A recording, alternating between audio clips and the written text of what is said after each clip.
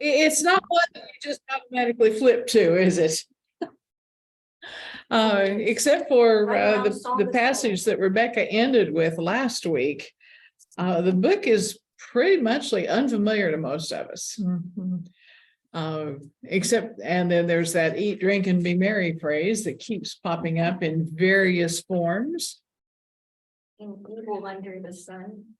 Nothing new under the sun. Yeah, there's that. But I dare say that few of us would say, oh, that comes from Ecclesiastes. No, That's just not what really comes to mind, is it? I hear nothing new under the sun, and I think immediately, oh, that comes from my grandma.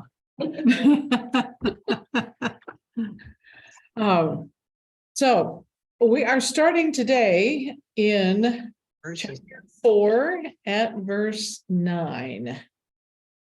Rebecca emailed me after starting to prepare for her opener last week and said, instead of the end of the chapter, this is a better break. Would I take that on? I said, sure.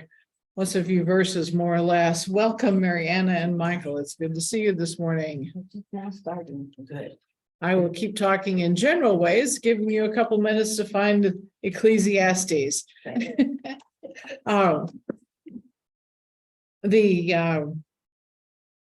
you heard of the Septuagint? Is that something familiar to you? Okay, the Septuagint is the Greek translation of the Hebrew scriptures that was prepared a very long time ago. The name Ecclesiastes comes from that Greek translation. It's a Greek word, not a Hebrew word. Most of our titles in the Old Testament are either Hebrew words or they are Hebrew names. Okay. But this one is a little easier to get our tongues around, I think, because Qoheleth does not flow freely from our lips. Rebecca said last week that it refers to someone who gathers. It's actually a verb. It's a verb. It's the participle form, and it refers to the gathering, but it's only used with regard to people. Okay. Hence the Ecclesiastes translation, which is a Greek word for the one who gathers the people for church. Those who are called out, that's what Ecclesiastes is. And so Qoheleth is often translated the preacher, if they want to translate. Sometimes teacher, because it's also used for gathering students for class, but it's always a reference to gathering. And Ecclesiastes comes out of the wisdom tradition, which I did not realize until doing my own prep for this week, was far more internationally influenced than just coming out of the Hebrew people. Greeks, of course, we consider the seat of philosophy. But the Egyptians also had a strong tradition in philosophy, as did the Edomites, a country south of Judea. And the cultural trade followed the economic trade between Egypt down here, all the way around the land, up to Greece over here, with Israel right smack in the middle. And so that the cultural trade that follows economic trade was at a huge crossroads right there in the middle of Israel. And that's where this tradition comes from. Literature like this, it's strongly influenced by that broader influence. That's why we don't see much in here of temple. There's not much that implies a worship. There's not much of an awareness of a faith community. It's more like individual philosophy of life stuff. I read this, I said earlier, nothing new under the sun, sounds like grandma. The whole thing, the whole book gives me the impression of an older person who's learned some things and seen some things, trying to pass on that wisdom to young people who, of course, won't absorb it until they've gotten old enough to have heard some things and seen some things. And then they'll sit around like us older people and say, Well, that sounds like my grandma. Or grandpa, or whoever it was who was the one planting these nuggets of wisdom. Does that make sense to you in terms of how this literature comes to be? There's a lot in here that is advice for life. And that's what this middle section has more of. It's kind of proverby in style, but not entirely.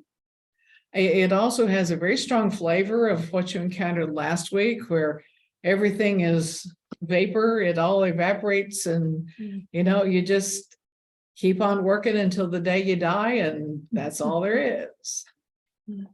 And people won't remember you or appreciate what you've done, especially those layabout children you give it to. Mhm. That's exactly, you've summed it up well. I think we can go home now.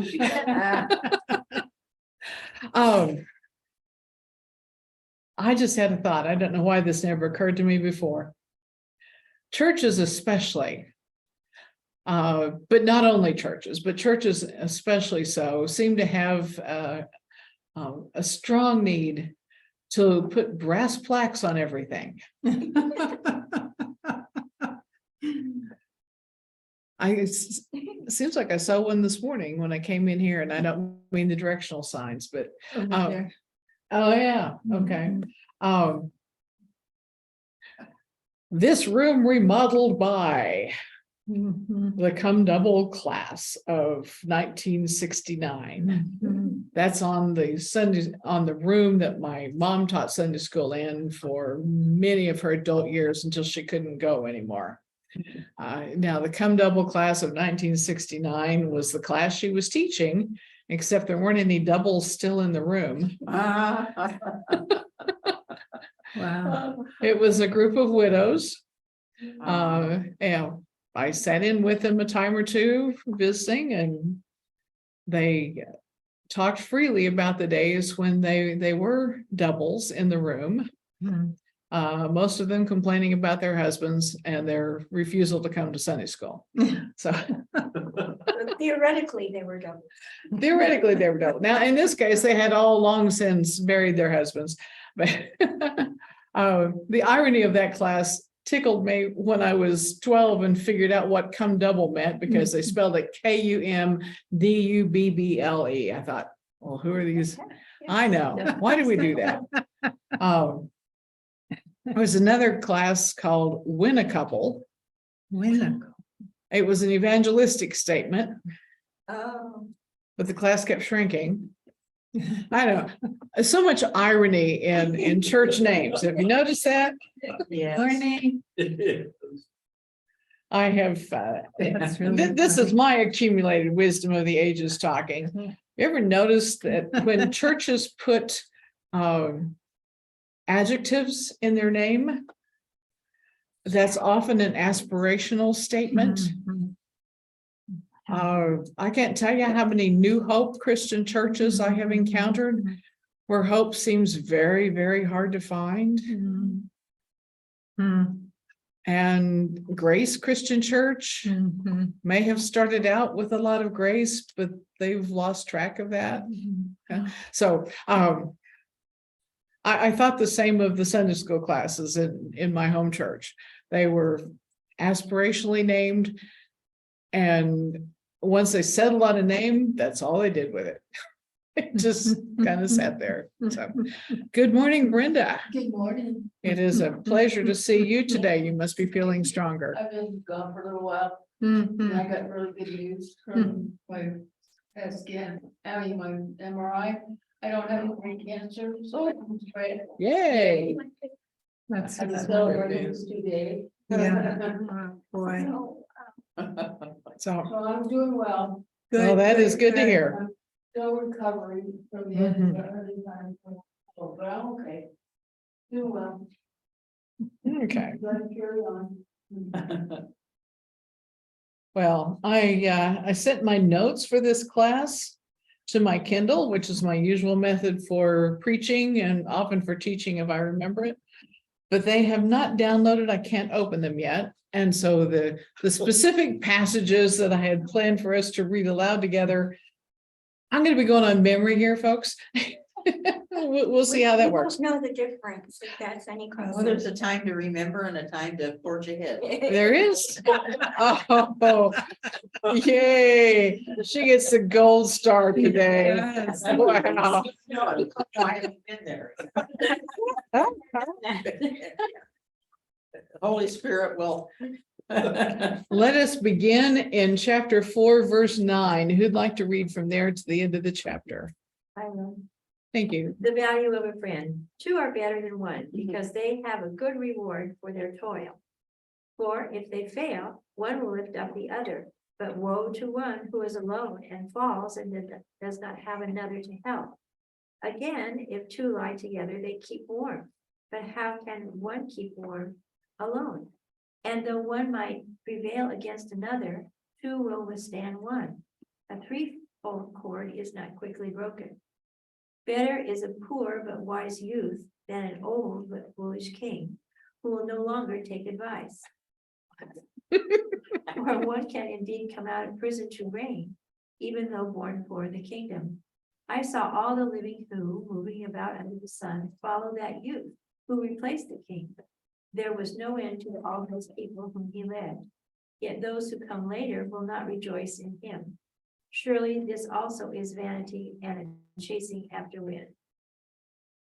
Hear those words again. Vanity, chasing after wind. Has anyone said anything about this constant reference to under the sun? Because everything is about under the sun, you know, through the chapters so far, and in a few of them I've had too. So it's not just the quotations we know, but Mhm. again and again, you or whomever talks about this under the sun and that under the sun. I wondered about that myself. I didn't find anything in particular about that. So this is my take on the phrase. I think it's a way of saying above the sod and not under it. Just a reference to It's like living, a reference to those who are living now, because there's no real sense of life other than the one you can see. So we're under, well, maybe not today, it's June gloom, right? But there is a sun, even if we can't see it right now. And the under the sun is a reference, I think, to those of us who are currently enjoying that sun. so in this life kind of thing. Mhm. But look how powerful the sun is. You know, without the sun, there would be no Nothing. grass, no side to worry about being over or under, and No weeds. no weeds, oh, thank goodness. I mean, it's life-giving, Mhm. and they talk about the sun god, you know, in the Hispanic Mexican culture, the sun Mhm. god, so. Probably the Indians too, I don't know that so much, but Yeah. definitely in Mexico. In Wichita, the one of the main highways that crosses the state of Kansas goes right smack through the middle of the city. And many years ago, the 50s, I believe, when the interstate system was being built, anyway, around that time frame, they started converting Kellogg Drive, which was that main road, into a limited access freeway style. Started in the middle and just gradually went out both ways. When we moved there, it was under construction at Rock, which was on the east side. And the house we chose, I needed on the east side. So if I had gone to Kellogg, it would have been through construction every cotton picking day to get out of town. Fortunately, I had another route. But the local word about that was that they say that the sun is going to burn out in about 12 million years. And Kellogg won't be finished by then.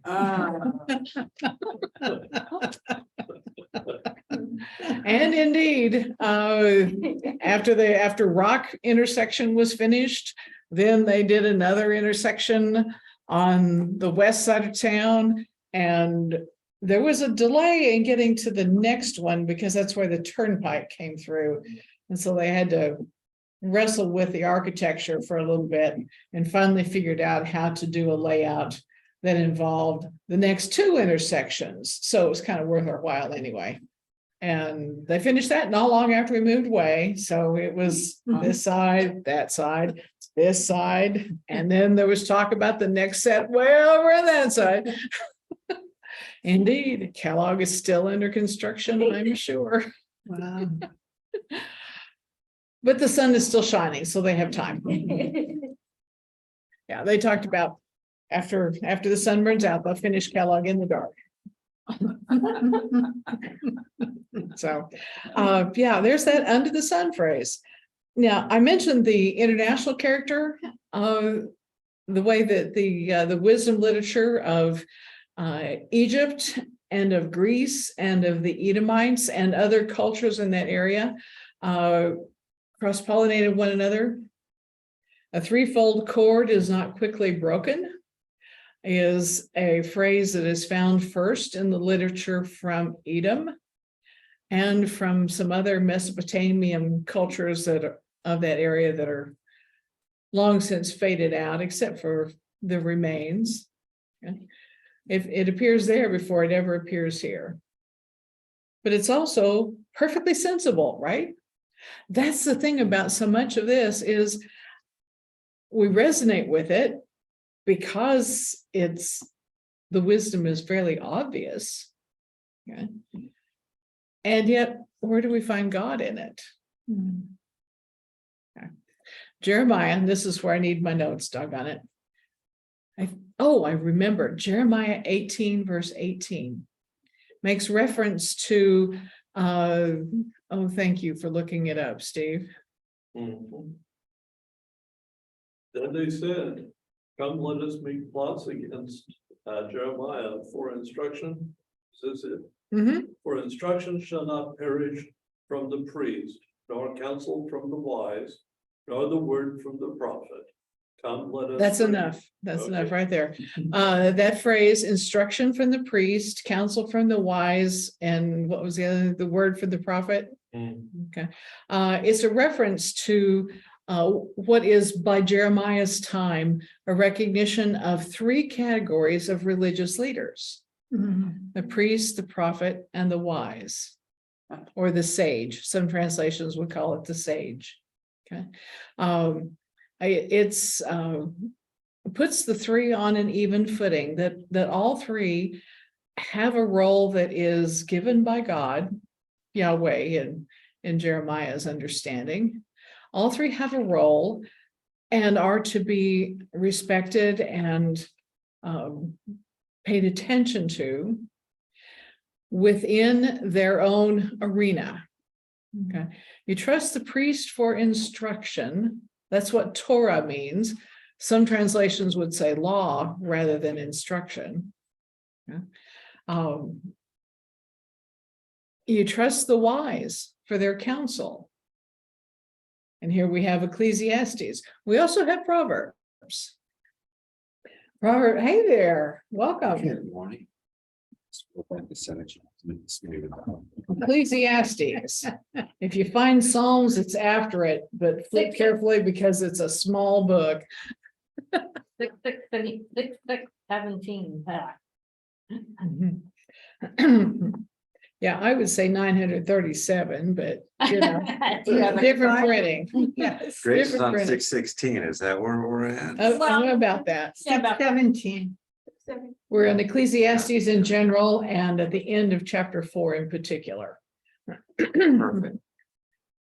And what was I saying? I've forgotten now. I totally lost it. The wise, the Divisions wise, of- the Oh. priest, the Torah is instruction. Yes, Torah is instruction. And the wise are to be consulted, in particular for advice about living a personal life. The priest's instruction is about the communal and about the connections with God.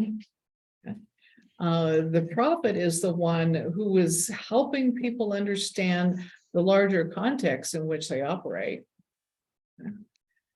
And the wise are those who are offering guidance for your own personal approach to life.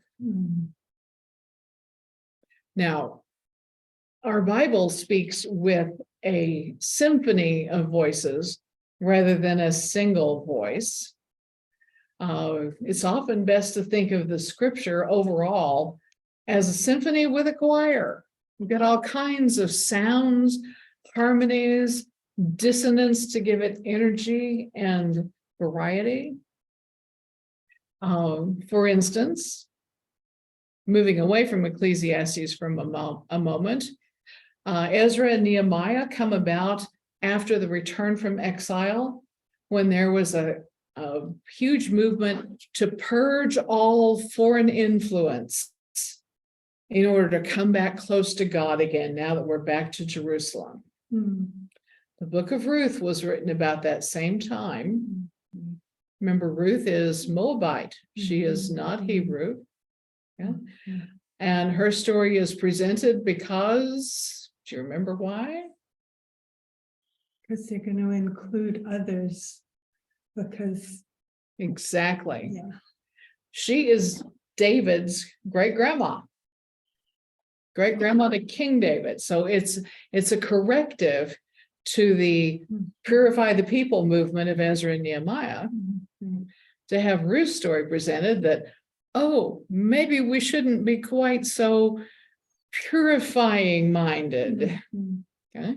The book of Proverbs takes a general approach overall that you do the right thing, you get the reward. The righteous will earn their way. Now, that's not the sum total of Proverbs, but that's a very broad brush summary of what Proverbs says. Ecclesiastes, on the other hand, says good things happen to bad people and bad things happen to good people, and your choice is how you live with it.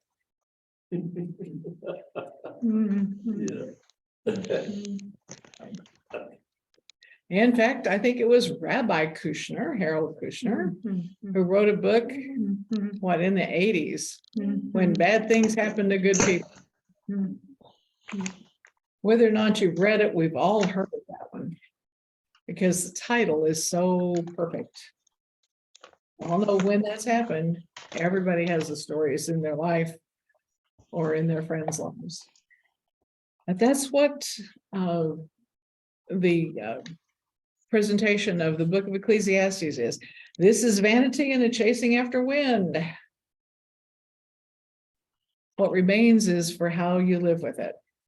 So, chapter 5 is a chapter full of advice. We're going to find that a lot in this middle section. For instance, when you make a vow to God, do not delay fulfilling it. That's advice. That's just straight out how to live, right?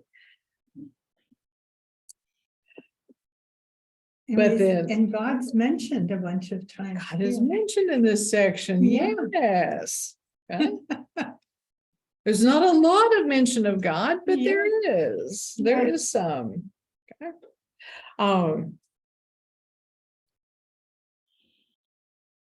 Let's read at 13. And I have forgotten how far. Okay. Yeah, 13 through the end of the chapter. Who'd like to take that on to read? In chapter 5. I will. Thank you. There is a grievous ill that I have seen under the sun. Riches were kept by their owners to their hurt, and those riches were lost in a bad venture. Though they are parents of children, they have nothing in their hands. As they come from their mother's womb, so they shall go again. Naked as they came, they shall take nothing for their toil, which they may carry away with their hands. This is also a grievous ill. Just as they came, so shall they go. And what gain do they have from toiling for the wind? Besides, all their days they eat in darkness, in much vexation and sickness and resentment. This is what I have seen to be good. It is fitting to eat and drink and find enjoyment and all the toil with which one toils under the sun, the few days of the life God gives us. For this is our lot. Likewise, all to whom God gives wealth and possessions, and whom he enables to enjoy them and to accept their lot and find enjoyment in their toil, this is the gift of God. For they will scarcely brood over the days of their lives, because God keeps them occupied with the joy of their hearts.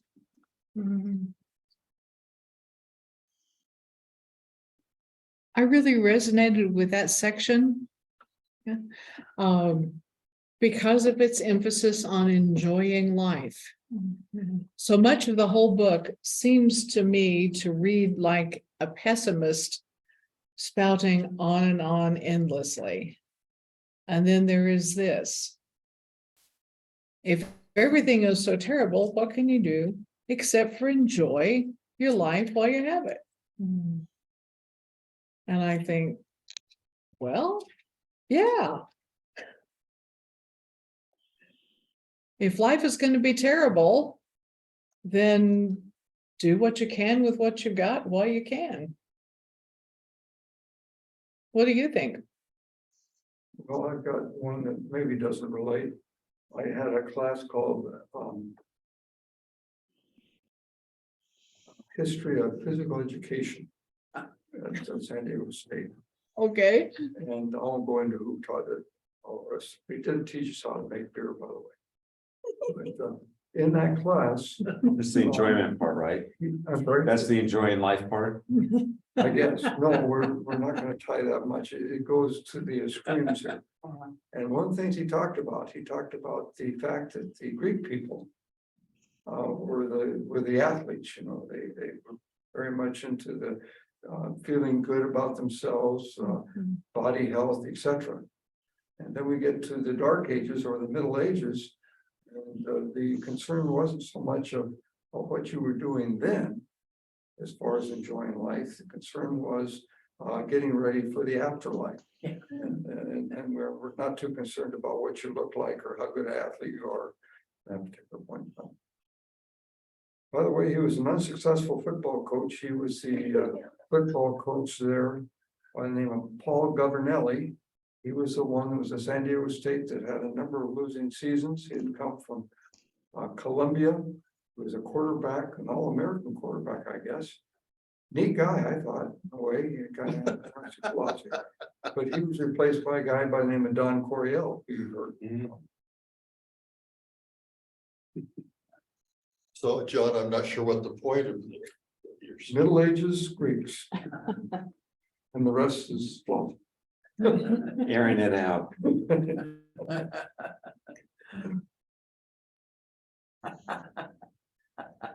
This read a lot like the Greek Stoics, and the Stoics get a really bad rap.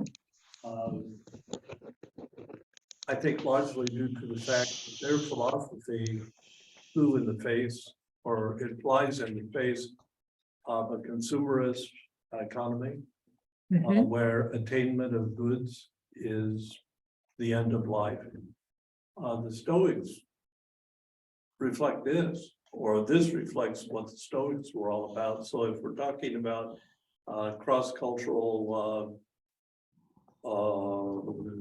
fermentation,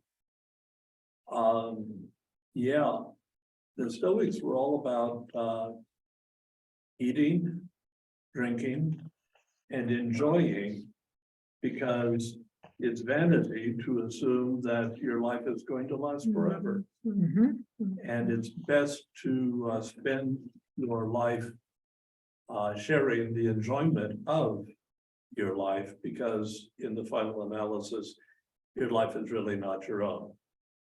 So the modern meaning of Stoic has completely reversed Exactly. the original. So often that happens. Yes.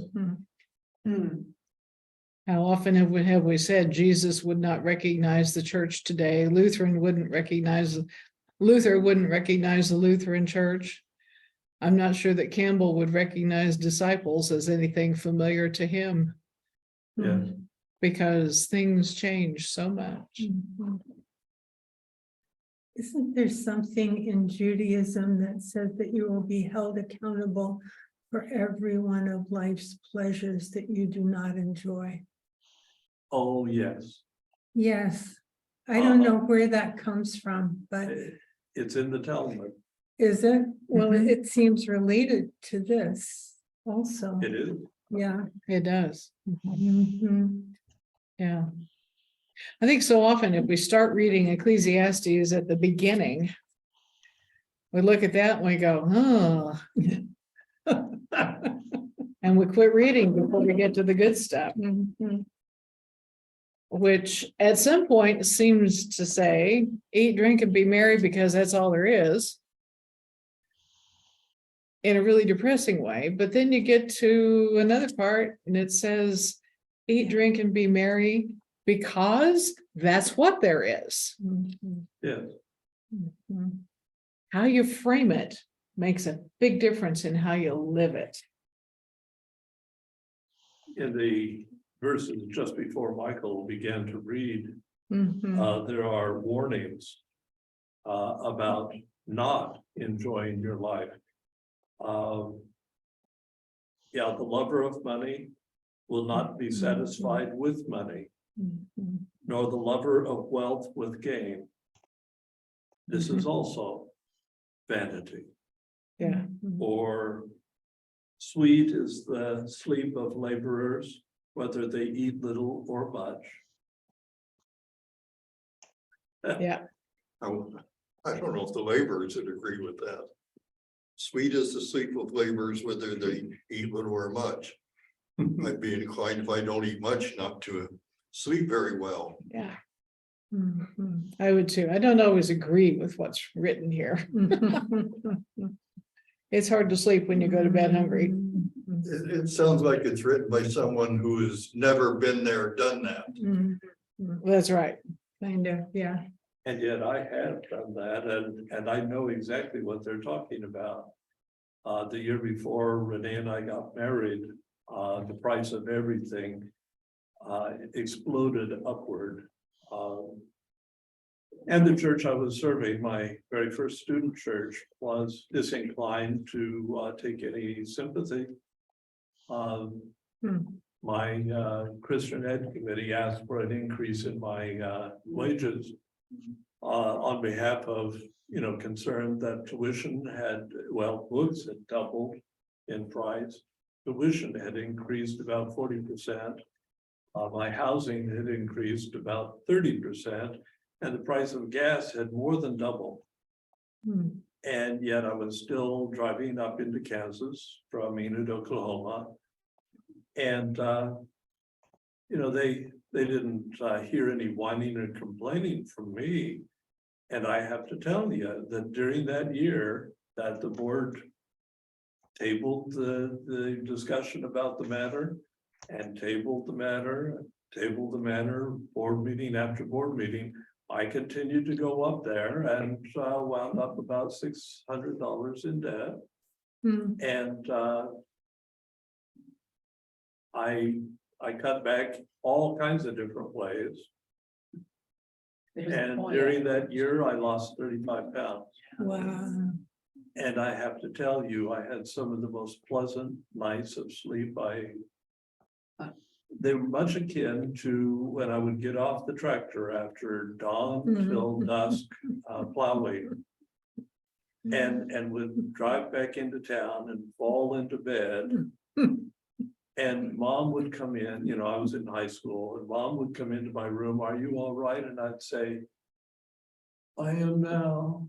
Because the bed felt so good.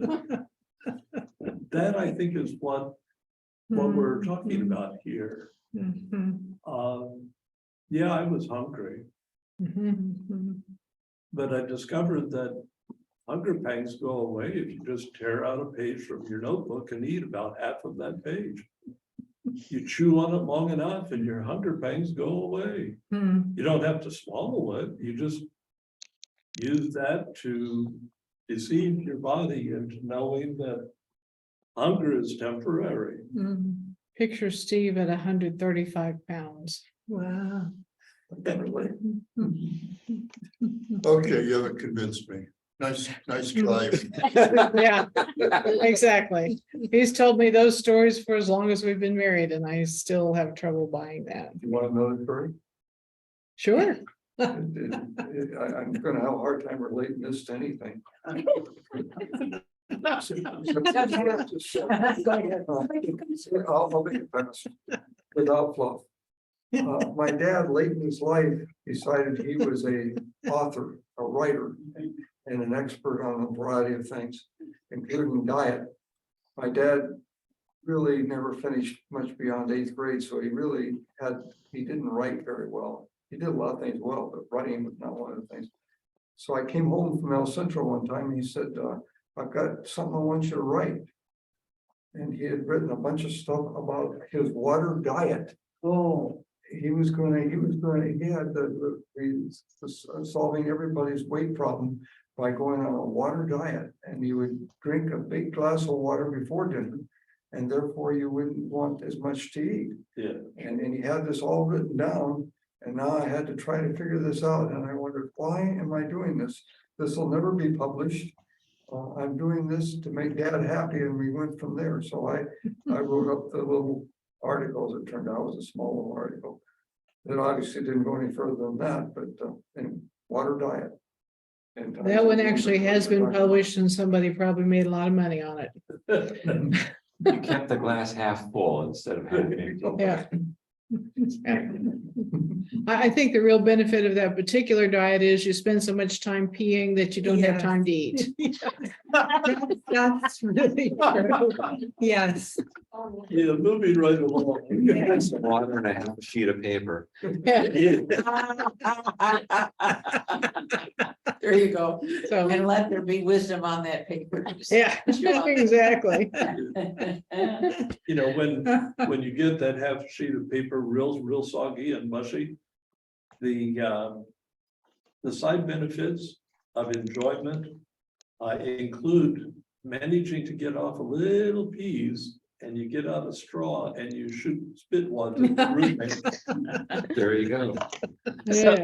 So when I was in junior high, chewing gum at school was not allowed. So one of my classmates would always chew paper instead. Oh, no. And the teachers would say, "No chewing gum, Caleb." And he'd say, "I'm not chewing gum, I'm chewing paper." Oh, Yeah. I don't imagine that was any more acceptable than gum, though. Not really, although it is easier to get off a desk if you stick it under the desk. That's always one of the arguments. You stick it under the desk and it makes it hard for the janitors. to do it. Yeah, Exactly. yeah. Chapter 6 goes back to that pessimism that we have seen so often, in which the writer says basically life is so terrible that the children who are born dead are better off than those who lived. Yikes. But I want to move us along toward chapter 7. If you are looking at your scripture, you probably are seeing a poetic style in the beginning of chapter 7. Does it look like poetry in the way it's laid out? Right. It is Hebrew poetry. In this case, it is dependent upon alliteration for its poetic feel. Unfortunately, that's in Hebrew and it doesn't translate. Yeah.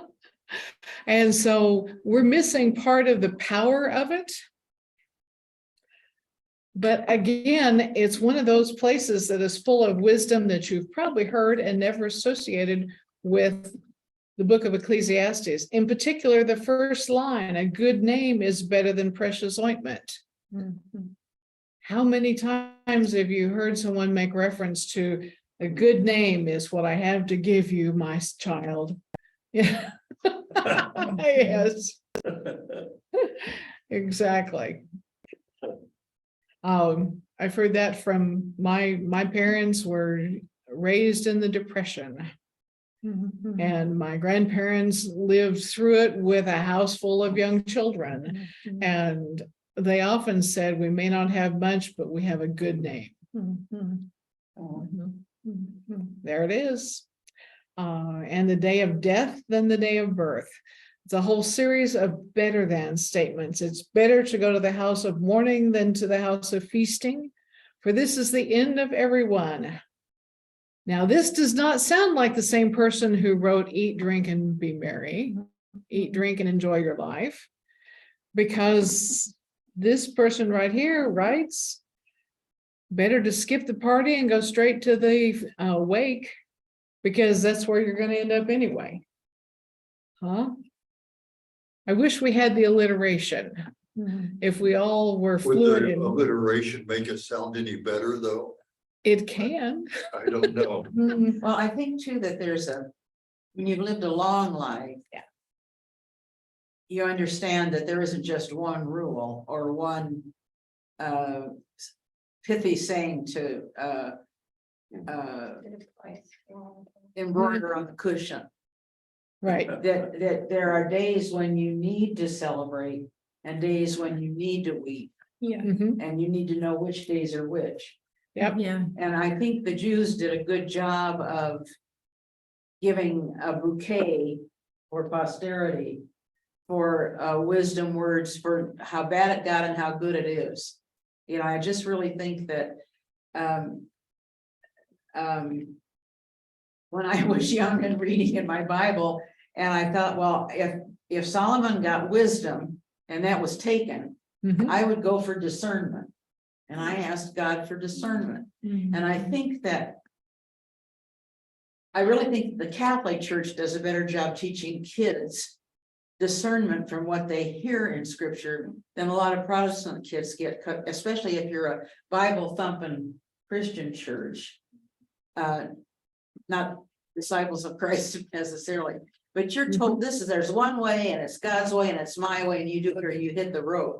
Yeah. And I think that the Proverbs and Ecclesiastes spread a pretty complete tapestry. It's a huge buffet. And Jews teach their people, we laugh and sing at the worst of times, and we weep at the best of times lest we forget. Yeah. So I think that this is addressing that, and it may not be the same authors or the same school of thought, but both are, Mhm. you gotta have that in your back pocket to whip out to save your life and your soul and your community. The use of the personal pronoun is so consistent that the general view is that this is the work of one person. Mhm. Okay, but there is some later editorializing. Mhm. So, thank you for that. Yeah, it just, I'm reminded that of how often I have heard, probably about in equal measure, the statement absence makes the heart grow fonder, Mhm. and it's exact opposite, out of sight, out of mind. yeah. Mhm. It and both can be true at the same time. Mhm. And that's a lot of what we see here. Sorrow is better than laughter, for by sadness of countenance the heart is made glad. Mhm. I know that's a tough one. The heart of the wise is in the house of mourning, but the heart of fools is in the house of mirth. Mm. And yet you have just lifted up the view that there's a time to party and a time to not party. Mhm. And there's a time to bring the party to the wake. Yeah. Yes, exactly. Mhm. Yeah. It's my party and I'll cry if I want to. Yeah. Yes. One time a girlfriend and I thought we wanted to see a funny movie, so we drove into Pasadena to the House of Mirth film. And there was only one other person in the whole theater, and we thought, well, this must not be a very good comedy. And we weren't very astute about classics, and this other woman was weeping out loud. And pretty soon we understood why. It's a very tragic movie, very sad movie. And so when I see House of Mirth, Yeah. that Wharton, I think, had probably read. Yeah. There are so many titles of books and poems and Uh-huh. from Ecclesiastes, Naked Came I, and she said House of Mirth. There are Mhm. so many Uh-huh. books, plays, poems, songs in this small book. So does this study make you want to read Ecclesiastes a few times? Mhm. Kind of. I discovered that in doing the preparation. I Mhm. have to say, I haven't read Ecclesiastes in a very long time, Mhm. except of course for the song of my childhood, there is a time for everything under the sun. Mhm. Uh, that one is a classic for those of us of a certain age. Mhm. Um, It also almost feels like it's encouraging us to acceptance Mhm. of the whole deal, you know? So that you might live your life Yes, more carefree yes, and joyfully. joyful. If you live within illusion that Mhm. this will last forever, or Mhm. that around the corner there will not be another disappointment, Mhm. uh, Mhm. you wind up disappointed more Mhm. severely.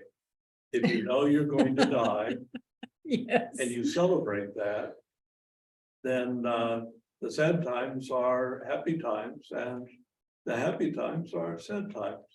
Sometimes. If you celebrate that you're going to die, Yes. I had this conversation with my daughter-in-law when we were hiking one day. I made some offhand comment about, well, you know, I'm not going to be around forever. Mhm. You never can tell, maybe in the next 5 years, Yeah. you and Mike and my grandkids are not going to have to deal with me anymore. And she chided me severely and told me that that was very negative thinking. And I said, no.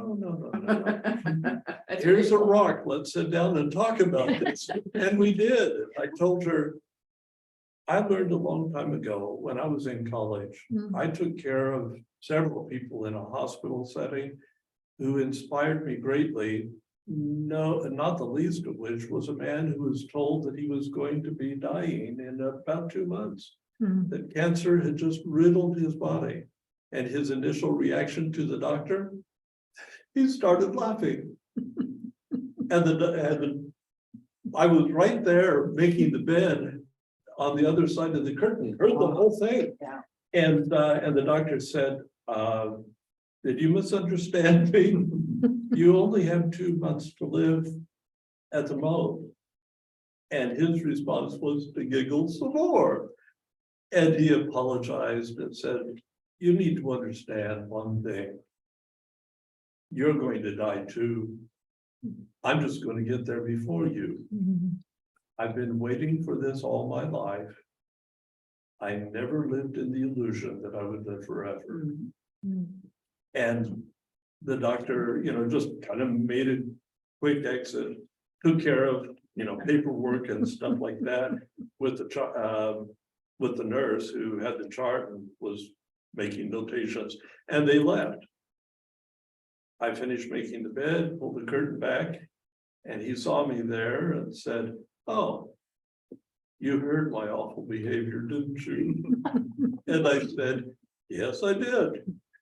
Big, huge smile on his face, and he said, it amazes me how many people skip out on living because they think that death is not for them.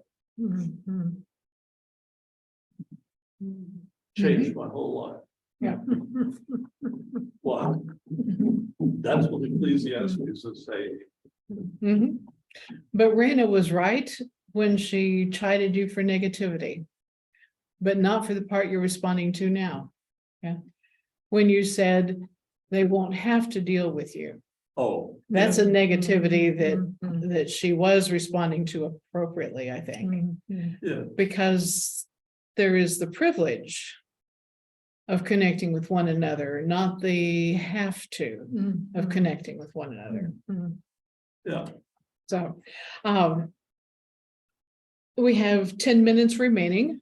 Are there any particular portions of Ecclesiastes that you would like to talk about or respond to? Our allotted section goes through chapter 8. Ah, I really like this part about the value of a friend. Where we started. Yeah. Yes. Yeah, I just, Mhm. I think that that's so true. Mhm. And, yeah, Yeah. and actually a lot of chapter 5 makes a lot of sense to me too. Mhm. Yeah, guard your steps when you go to the house of God. To draw near and to listen is better than the sacrifice offered by fools. For they do not know how to keep from doing evil. I'm not sure about that second part, but guard your steps. And it's better to listen. Mhm. Yeah. Yeah. I wish I could remember the quote more precisely. But Mark Twain is said to have been asked something about the impenetrable parts of the Bible. And he says, I'm not worried about the stuff I don't understand. It's the things I do understand that concern me. And that statement, which was probably much more elegantly put from his mouth than from mine, comes to mind with things like you just lifted up. Yeah, the second part is a little odd. I don't quite get what they're going for there, but the first part makes perfect sense, and yeah, I can go with that.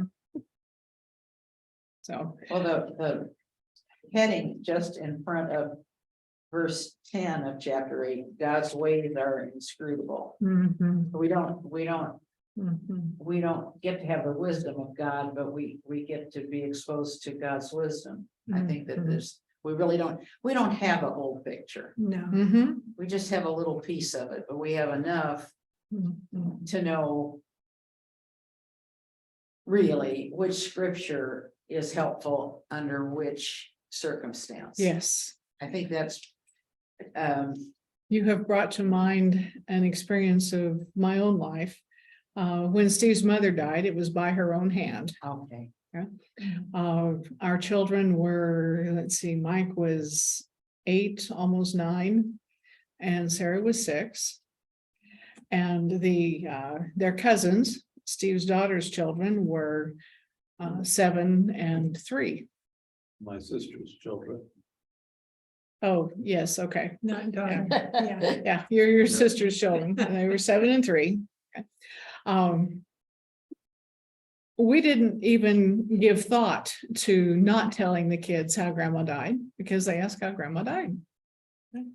And we talked about it in very matter-of-fact kind of ways. If you've been around us for long, you know that you could probably hear us doing that. So we get to Nebraska, where the family is gathering, where Ed and Helen lived, and discover that Jen not only does not want her children to know, she doesn't want anyone to talk about suicide around them in case they might glean bits and pieces of this. And so at one point there was discussion about how in the world to say this in the funeral. Because Ed was adamant that the truth be told. And wanted some way to say that she had lived courageously with what was called at one point paranoid schizophrenia, and then later manic depression, and then more commonly now bipolar disorder, since about the age of 16. Wow. So she had lived with this for 50 years. Okay. It was rather amazing. Her own mother died in the same way when Helen was a teenager. Her mother lived to age 37, I believe, or maybe it was in 1937 that she died. But it was, yeah. And Helen had developed all kinds of ways of coping. And outside the family, very few people even knew that she had this struggle because she coped very well. Day, Yeah. every day. Every day, absolutely. And Ed wanted that strength acknowledged. And so we talked about how to say it in such a way that it wasn't going to suddenly trigger Jen's girls into realization of something she didn't want them to know. And language was found and all was well. Except that over the years, our children grew up with this knowledge, and it was just matter of fact. It was just the way things happened in the family. It wasn't a big emotional thing. It's just that's what happened to grandma. Okay. Maybe 10 years ago. Okay, now keep in mind, our children are 43 and 40 now. They're adults, they're on their own, they're fully grown, capable. And her children are similarly aged, 37 and 41 or something, approximately. So 10, 15 years ago, Hillary was in her 20s, in her maturity. And because this was a natural thing for our family, okay, Hillary and her husband came down from Seattle to visit a friend in Huntington Beach. And we happened to be out here at the same time. We all met and were going together to the La Brea tar pits. And somehow in the car, the subject of Helen came up, and Mike made reference, or maybe we did, I don't know. Mike made reference to grandma and how she died. And Hillary had never heard. Okay. And it was a disorienting event for her to not know that, because she had never been exposed to that knowledge. Created a great deal of anger and upset. Now, Jen's concern about not telling them was that they weren't old enough to understand. But you said something that I think was very appropriate. In this case in particular, because we told them, they absorbed what they could of it. Okay? And because it was just out there in our household, when thoughts of Helen came up, perhaps her manner of death came up, perhaps not. Maybe we're talking about her beautiful artwork, which graces several walls of our home, or memories of the kids painting pumpkins with her, or all kinds of things about Helen came up. This is just one aspect of knowing who their grandma was. And as they matured, they could deal with that piece because they could deal with the totality of her life. Okay.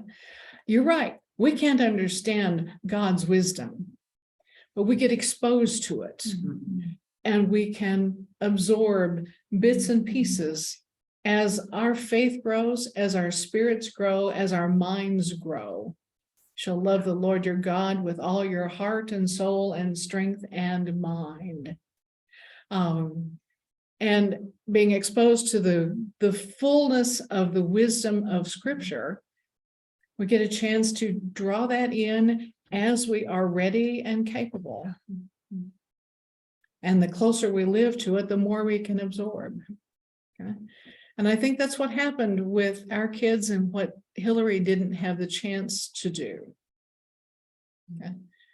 I don't know about her younger sister, Allie. Haven't had interaction with her in a long time. So I'm sure they had a conversation about it. Oh, I'm sure they did. I'm absolutely sure they did. So our minds will absorb what they can, and the things our minds can't deal with, they'll shut out until we can. It's a wonderful and powerful tool. And the different voices that come out from Ecclesiastes, where they say different things entirely opposite. Okay? Skip the party or have the party. Yes, both are true. And there's a time for one and a time for the other. And that seems to be the way of all of this, as well as just philosophical observations on how power corrupts. That's another theme I see in here a lot. And wealth corrupts. That seems to be another theme. Well, I'm thinking too about the avarice aren't never filled up, Mhm. and the hungry are satisfied. The corruption of wealth, yes. I mean, hunger is a part of life, but you know how you wanted that bike, you wanted that red bike. And you had to make do with the old rusty bike, and you got along fine, and you got there with all the kids on bikes. But getting the red bike didn't make you happy. I mean, you had fun with it, but then it fell in the heap too. I mean, say, where's your bicycle? That's your new bicycle. You know, where's the bicycle? But I just think about how you long for something and you gotta have it, and you can save for years or months or days. As soon as you have it, you're glad you have it, but it's no longer that thing you're longing for. I mean, and maybe it wasn't as satisfied as you thought it was gonna be. So you have to, you know, you're always reaching for something, or, To which Colette says, all yeah, is vanity and chasing Yeah. after wind. and I think that that's addressing, Mhm. not the saccharine wisdom of be content with what you have, but learn to be content where you are Mhm. and strive to be where God's calling you to be, but Yeah. Oh, I don't it's know. 3 minutes past 10. I finally found the one piece I wanted to end with today, so I'm gonna go there anyway. Chapter 8. Verse 8, no one has power over the wind to restrain the wind or power over the day of death. And there's more to it, but that no one has power over the wind immediately put me in mind of the encounter of Nicodemus with Jesus at night. Mm, Do you remember that story and how it goes? Nicodemus expresses the wisdom of his day when Jesus tells him no one can see the kingdom of God without being born from above. And Nicodemus says, well, how can that happen? Can I crawl back into mother's womb? And Jesus responds again, what is born of the flesh is flesh. What is born of the spirit is spirit. The wind blows where it chooses, and you hear the sound of it, but you don't know where it comes from or where it goes. Who can chase the wind? Who can put their hands on it? This kind of wisdom literature and the images that are used to convey it are part of the background of who Jesus is.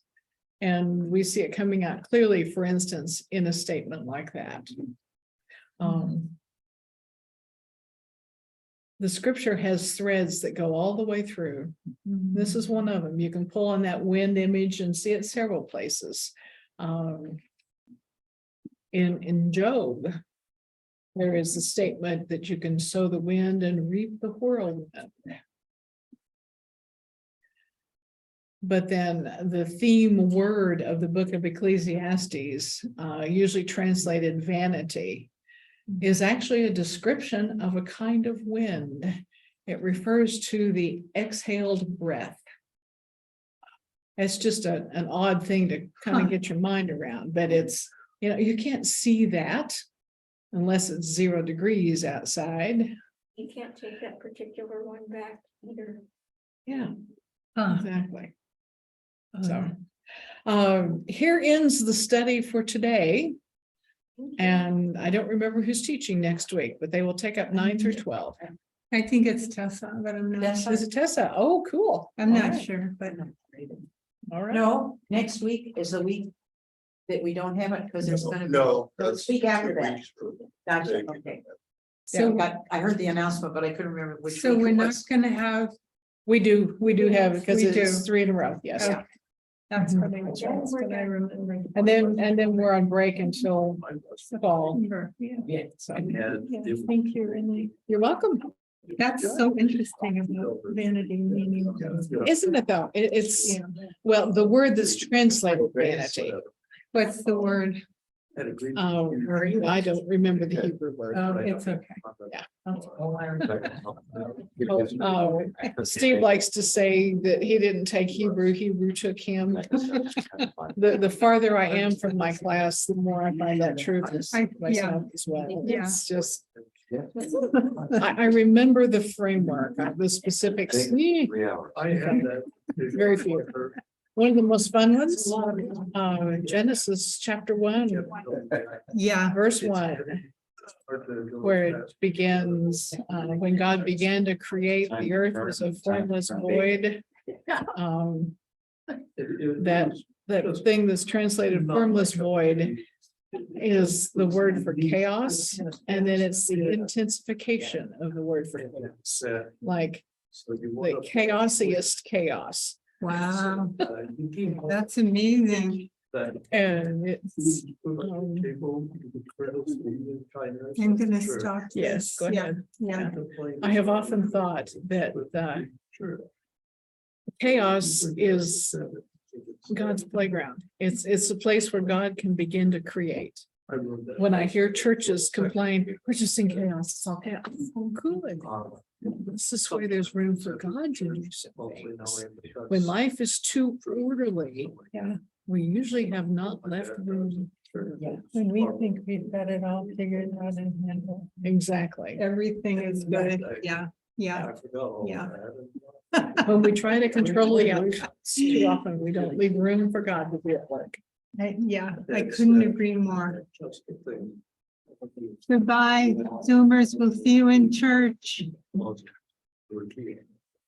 He undid the bed, opened up,